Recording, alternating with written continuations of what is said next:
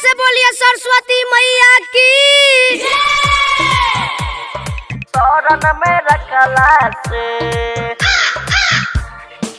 ए माई कौआ presented by Preeti music. Kanchan Ibrahimpur शरण में रखला से शरण में रखला से ए माई कौआ कलम ले गइल राउर शरण में रखला से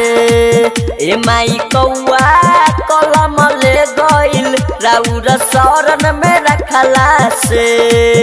लेके भागता नहीं आबता लेके भागता नहीं आबता नहीं देता वे तकला से ए माई कौआ कलम ले गइल राउर शरण में रखला से ए माई कौआ कलम ले गइल राउर शरण में रखला से लेके भागता नहीं आबता लेके भागता नहीं आबता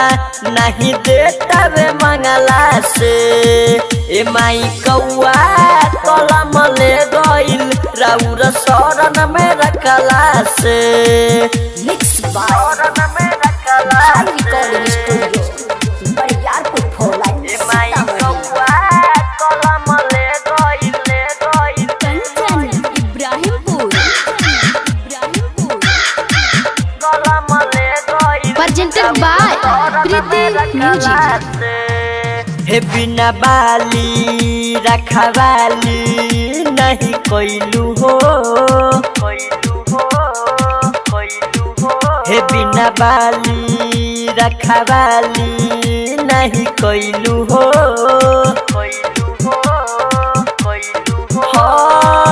आयु जे भीरी में तोहरा न भगैलू हो न भगैलू हो न भगैलू हो हे बिना बाली रखवाली नहीं कोइलू हो हे बिना बाली रखवाली नहीं कोइलू हो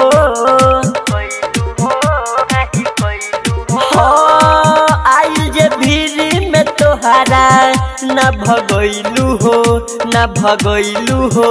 न भगैलू हो काऊ काऊ करता खिसबरी बरता देखता रे बंगाला से ए माई कौआ कलम ले गइल राउ शरण में रखला से ए माई कौआ कलम ले गइल राउर शरण में रखला से शरण में रखला से ए माई कौआ कलम ले गइल कंचन इब्राहिमपुर कलम ले गइल प्रेजेंटेड बाय प्रीति म्यूजिक। पूरा पैकेट रही किनले आ नहीं गिनले हो पूरा पैकेट रही किनले आ नहीं गिनले हो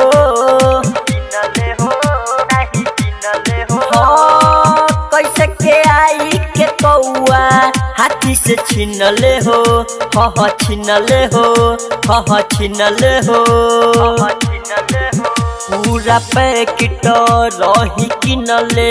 आ नहीं गिनले हो पूरा पैकेट रही किनले आ नहीं गिनले हो